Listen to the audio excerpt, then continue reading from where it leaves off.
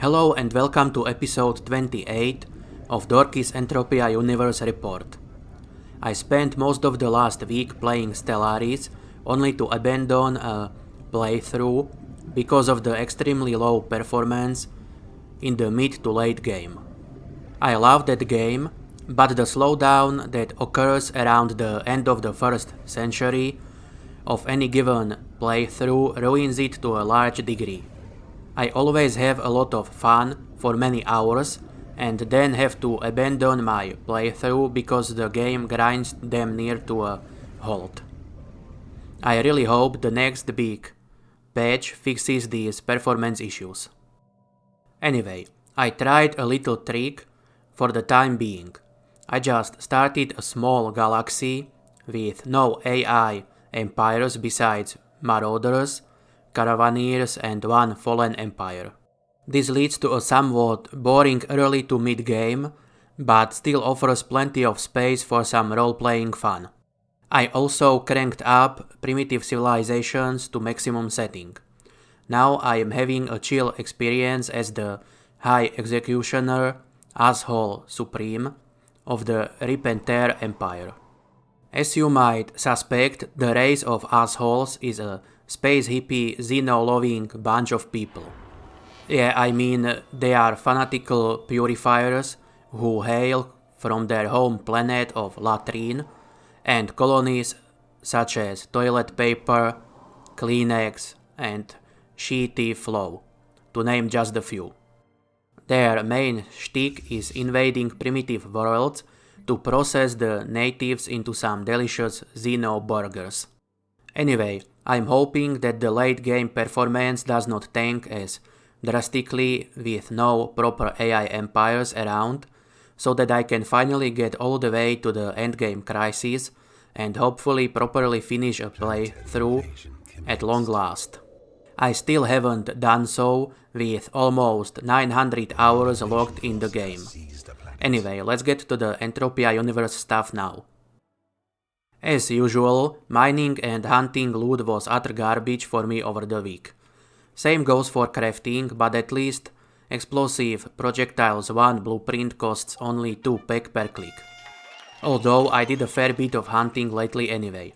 I guess I can be a bit of a moron, but I just felt compelled to run the Aka's instances a few times. I got fucked hard by the loot fairy in there, but I had a lot of fun going through the Key 3 and couple of Key 5 instances. Then I hunted some Raptors, and when my CDF gun broke, I went for small Nasals with my new toy that I bought a bit over a week ago. It's the Bizak Bleak's knife. I like it a lot so far, and I think I will eventually make a whole video about this weapon. In regards to skilling, I got close to 329k total skills, but failed to reach that milestone before Monday. I should get there long before the next episode though. That will give me almost 3 weeks to skill up those last 1000 points before this year's end. On the investment side of things, not much has changed. Arcadia Moon Deeds are still the current black sheep of the deed family with 2 payouts of 1 pek per deed over the week. It is better than the usual 1 payout, but still far behind all the other deeds and shares I own right now. As of the time of the writing of this episode, AMDs still have not sold out in the webshop. It seems my hopeful prediction that they will sell out within a month or two after the introduction of the Sophie Pet promotion has not come to fruition. Meanwhile, Arcadia Underground deeds paid out 5 times, also 1 pek per deed, on every one of those payouts and remain the better investment out of the 2 Arcadian deeds. Crystal Palace shares paid out what seems to be 2.5 pek per share. I did not expect Mindark to go back to payouts of less than a whole pek, but I certainly do not mind it. Either way, my 2 remaining CP shares paid out 5 pek in dividends on Monday the 9th of December 2019. The latest VU brought back the transaction history at long last. I am quite happy about that. I also like the new price history graph for CP shares. It looks nice, and with little luck and perseverance, I shall actually make some sense of it someday in the future. I'm just kidding on that point, by the way.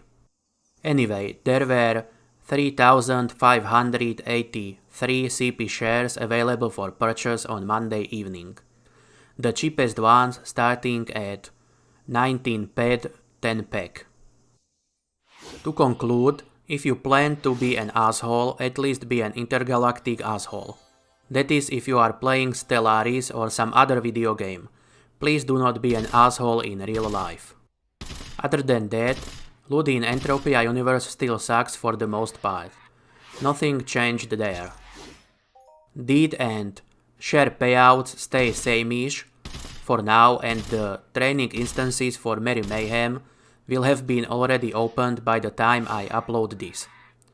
Thank you for watching, please hit that like button if you enjoyed this video and subscribe to the channel if you haven't already. Thank you.